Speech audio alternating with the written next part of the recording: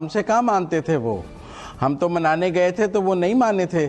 हमारे तो मतलब आला सतही वफद उन्हें उसके बाद मनाने गया था, बहुत ही आला सतही वफद, लेकिन वो नहीं माने थे। वो अपनी मर्जी से मानी है, उनकी मर्जी है, वो जब मान जाए उनकी मर्जी है, जब वो नाराज़ हो जाएं हमारी क्या ज़रूरत है कि हम उनको मनाएं या हम उनसे ताल्लुकात रखें। जनरल साहब ने बिल्कुल ठीक कहा है कि उनके अपनी सोच में आया है कि चलें इनको माफ़ कर देते हैं, तो उन्होंने हमें माफ़ कर दिया और हमसे ताल्लुकात ठीक कर लिए और हम भी खुशी खुशी चले गए। हमने भी ये नहीं कहा कि यार पहले आए थे तुमने हमारी बड़ी बेइज्जती की, बड़ी तजलील की, तो अब फिर हमें बुला रहे हो। हमने कहा नहीं नहीं, तेरे बुलावा आया है तो ज़रूर जाना चाहिए। हम भी खुशी खुशी गए, तेल लेके आ गए। तो मेरे ख्याल में दोनों साइड्स खुश हैं, इसमें परेशानी वाली कौन सी बात है। उनकी मर्जी है, वो जब मर्जी नाराज़ हो जाए, उनकी मर्जी है, वो जब मर्जी मान जाए। जो बादशाह के मिजाज में आए उसके उनकी बादशाहत है, हम उसके उनको मानने के लिए तैयार हैं। सब सारी हमारी हैरारकी ये तेल लेने ही तो गई हुई थी। मतलब आप देखें ये तेल लेने कितना आला सतही वफद गया हुआ था और कितने लोग वहाँ हाजिर थे सिर्फ ये तेल लेने के लिए, और किस तरह हम वहाँ मौजूद थे और हमने कहा बहुत शुक्रिया, बादशाह सलामत मान गए हैं। तो इसलिए मैं जनरल साहब से मुत्तफिक हूँ कि हमने नहीं उन्हें मनाया, उन्होंने खुद ही हमें कहा कि आ जाओ, तो हम चले गए हैं। तो यही हमारे उनके तलकात हैं कि जब वो नाराज़ हो जाए वो नाराज़ हैं, जब वो मान जाए वो मान जाए। उनकी तरफ से ही तलकात है, हमारा क्या है। हम तो हमेशा कहते रहते हैं हमारे आपसे अच्छे तलकात है, ना हमारे कहने का कोई वजन है, ना हमारे कहने की कोई वुकत है। उन्हीं के कहने का वजन है, उन्हीं के कहने की वुकत। एक बार फिर से पाकिस्तान को उधार तेल देने पर रजामंद हो गया है। इत्तलात ये हैं कि वजीर आजम ने हालिया दौरे सऊदी अरब में ये सहूलत दोबारा शुरू करने की दरखास्त की, जिससे सऊदी हुकाम ने इत्तफाक कर लिया है। इससे कबल भी सऊदी अरब ने पाकिस्तान को $6 अरब का मालियाती पैकेज दिया था। है कि सऊदी अरब पाकिस्तान को फिर से उधार तेल फराहम करने पर रजामंद हो गया है। यानी क्या पाक सऊदी अरब ताल्लुकात मामूल पर आ गए हैं? डॉक्टर नाजर साहब। जी, जवाब मेरा हाँ में है। किसी हद तक मामूल पे आ गए हैं, लेकिन ये मामूल पे आने का मतलब क्या है? मामूल पे आने का मतलब ये है, मुझे वो याद आ रही है बात जब 1985 में चुगताई साहब को याद होगा, जब जनोजे की गवर्नमेंट को जनरल जियाउल हक ने बरतरफ किया था, तो उन्होंने एक शेर पढ़ा था कि कर्ज की पीते थे मैं और समझते थे कि हाँ रंग लाएगी हमारी फाका मस्ती एक दिन। सोचते थे कि हाँ जी। अच्छा, और ये बात है 1988 की मई, ये मई का महीना चल रहा है, इस बात को ठीक 33 ईयर्स हो चुके हैं। तो हम ये देखते हैं कि ये इस पूरे 30-35 साल का जो पीरियड था उसमें हुआ क्या है, हम वहीं पर खड़े हुए हैं। यानी अब आप अल्फाज देखें क्या थे कि वजीर आजम ने सऊदी अरब से दरखास्त की है कि हमें, अच्छा, और ये वजीर आजम वो हैं जो कि हलफ लिया करते थे कि हम किसी के आगे हाथ नहीं फैलाएंगे, और लोग कहते थे हाँ हम हाथ नहीं फैलाएंगे, हम किसी से नहीं मांगेंगे, जी नहीं मांगेंगे। तो वो सारे वादे वईद, वो सारे दावे, वो सब क्या हुए जब 3 साल हुकूमत करने के बावजूद आप फिर जाकर वहीं पर जो है दरखास्त कर रहे हैं कि जी हमें उधार तेल दे दो। तो हम आपने 3 साल में क्या किया है? मुल्क की मईशत को कहाँ लेकर गए हैं? वो मनसूबाबंदी क्या है?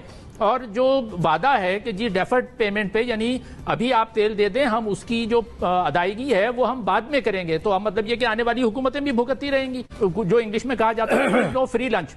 कोई फ्री लंच नहीं है। जब आपको कोई फेवर करता है तो वो आपसे वसूली करता है, और वसूली किस सूरत में होती है? बैनुल अक़वामी ताल्लुकात में आपको उस मुल्क के साथ खड़े होना पड़ता है, उसकी कंडीशंस होती हैं। ये ऐसी मदद नहीं है कि वो आपसे कुछ ना तवक्का करें।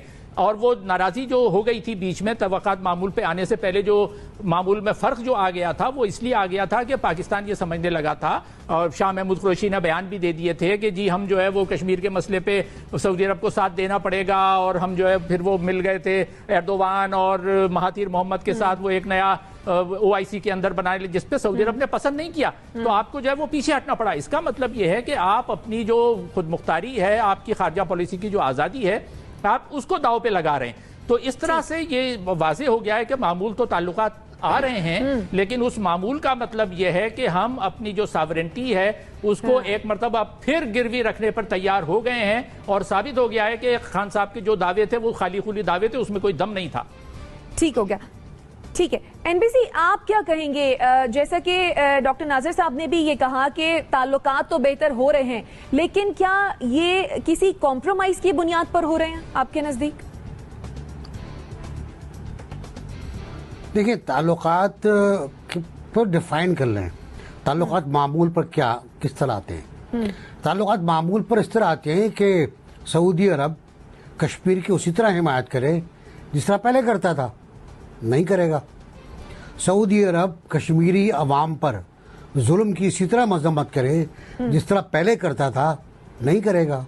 मैं 1994 से 98 तक सऊदी अरब में रहा हूँ।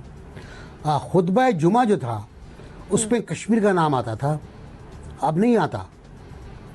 तो फर्क जो मामूल जो है वो तो ये था, कश्मीर का नाम, कश्मीर की हिमायत, कश्मीरी अवाम की हिमायत, इस्तिस्वाब राय की हिमायत, वो तो नहीं मिल रही है आपको।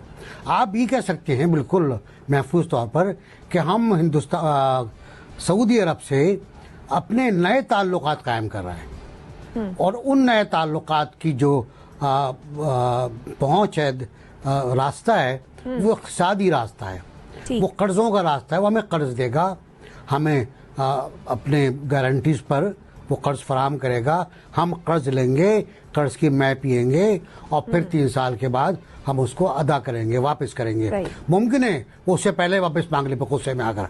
हुआ है हमारे साथ ये वापस करो यार, तो हम चीन के पास गए, यहाँ गए, मांगते फिरे हम। वाकई बड़ा दुख होता है। प्राइम मिनिस्टर खुद कह चुके हैं, मांगना बड़ा तकलीफ दे होता है। बेचारा मुझे तरस आता है उनके ऊपर कि पहले क्या कहते थे, अब क्या कहते हैं, कि अब मांगना ही पाकिस्तान की मईशत की बुनियाद बन गया है। आपका फॉरेन एक्सचेंज रिजर्व, आपके तमाम असेट्स मांगे तांगे के हैं, और फिर आप डेफर करवा रहे हैं अपने कर्जों को वर्ल्ड बैंक से, IMF से, इससे उससे। इसका मतलब है आने वाली हुकूमत इतनी जेरबार होगी कि वो तो बोल भी नहीं पाएगी, कुछ उफ भी नहीं कर पाएगी वो। अगर वो आप ही हुए तो आपको और मसला हो जाएगा। जैसे अतर ने कहा कि कोई मुकाबला ही नहीं है, मेरा ख्याल है कि बहुत तगड़ा मुकाबला होगा और बहुत मसाइल होंगे PTI को आगे आने में। लेकिन चले मैं मान लेता हूँ कोई मुकाबला नहीं, आप दोबारा आ गए तो आप अरबों बल्कि खरबों डॉलर के मकरूज होंगे। आप किस तरह अदा करेंगे? फिर कर्ज लेंगे आप, फिर आपके कोई और सड़क, कोई आपका एयरपोर्ट गिरवी रख दिया जाएगा, जो होता रहा है हमारे साथ। तो मुझे लगता है ये कि सऊदी अरब से आपके ताल्लुकात मामूल पर नहीं आए, नए ताल्लुकात कायम हो रहे हैं जिनकी बुनियाद इक़्तिसादियात पर है और आपकी गारंटीज के ऊपर है कि आप सही चलेंगे, सीधे चलेंगे, बिल्कुल अच्छे बच्चे बनेंगे आप। ठीक है जनरल साहब, जैसा कि NBC ने कहा कि ताल्लुकात मामूल पर नहीं आए हैं, नए ताल्लुकात बने हैं, और ये जो नए ताल्लुकात हैं आप क्या समझते हैं कि किस रास्ते से होकर जो है वो बने हैं? देखिए, ये जो ताल्लुकात हैं ये सऊदी अरेबिया की अपनी तरफ से इनिशिएटिव है दोबारा ठीक करने का, और सिर्फ पाकिस्तान के लिए नहीं है। ये वो टर्की के साथ भी अपने मामला ठीक कर रहे हैं, कतर के साथ उन्होंने बहुत हद तक कर दिए हैं, ईरान के साथ करना चाहते हैं। ये उनकी अपनी पॉलिसी में तब्दीली है, और वो इसलिए है कि मोहम्मद बिन सलमान की तमाम पॉलिसीज जो हैं वो नाकाम हो गई। उसने जंग छेड़ी यमन के साथ, वो आज गले पड़ी हुई है, उससे जान छुड़ाने चाह रहा है। पाकिस्तान ने मशवरा दिया था कि इससे दूर रहें, लेकिन वो नहीं उस वक्त माने।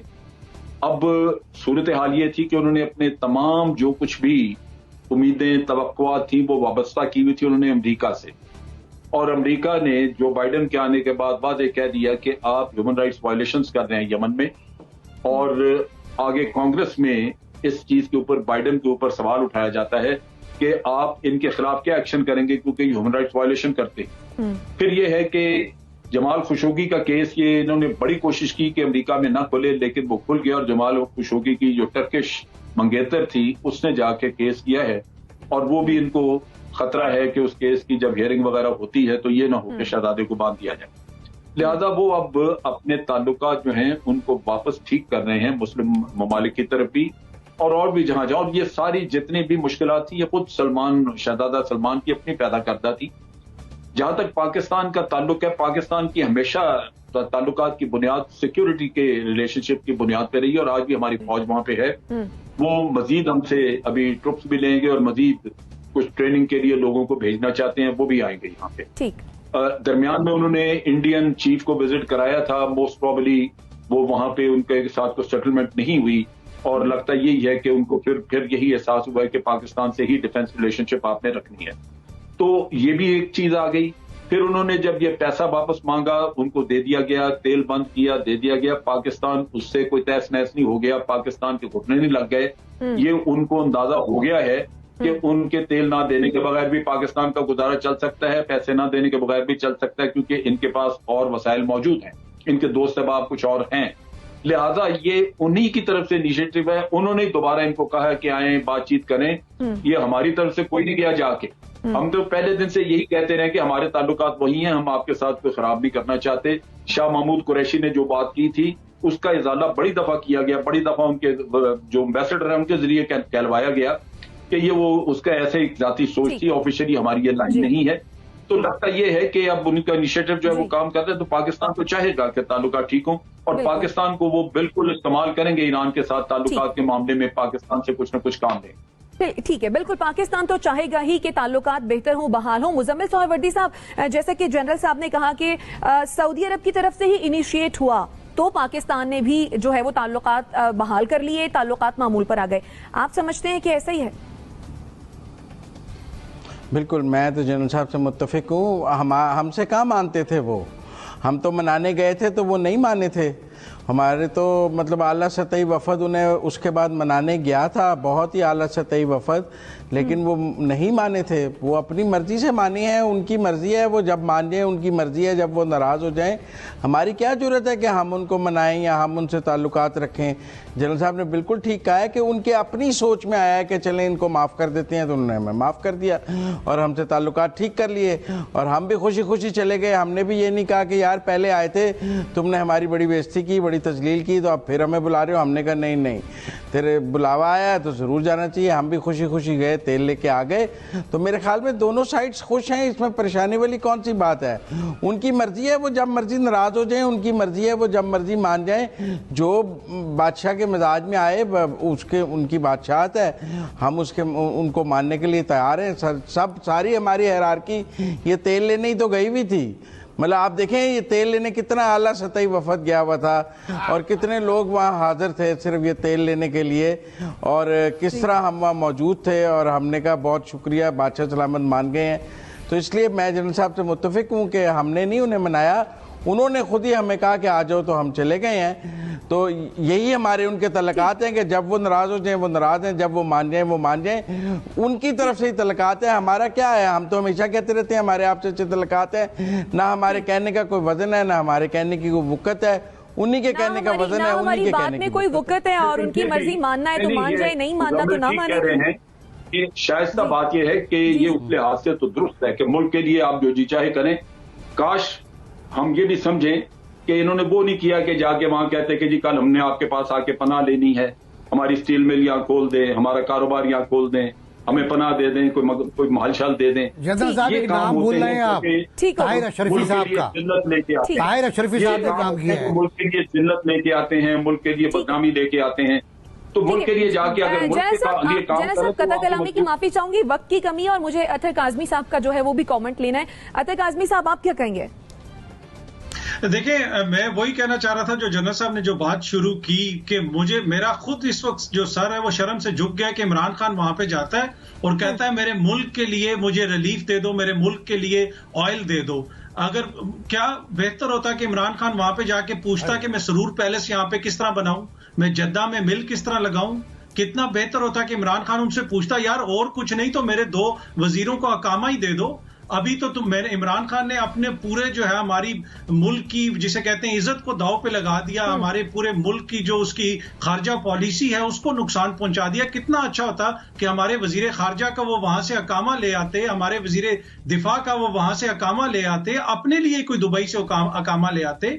तो इमरान खान जाके क्यों पाकिस्तान के लिए मांगता है? बेवकूफ इंसान है। इमरान खान को चाहिए कि वो अपने लिए मांगे, उधर सरूर पैलेस बनवाए। तो ये उसके ऊपर ये तनकीद करना कि वो अपने मुल्क के लिए मांग रहा है, वो खुद कहता था कि मांगना बहुत मुश्किल है, पर वो किसके लिए मांग रहा है? अपने बेटों के लिए मांग रहा है कि कासिम को यहाँ पे महल बना दो। किसके लिए मांग रहा है? पाकिस्तान के लिए मांग रहा है ना। यानी आपके नजदीक इमरान खान को मुल्क के लिए नहीं मांगना चाहिए था बल्कि अपने लिए मांग लेते।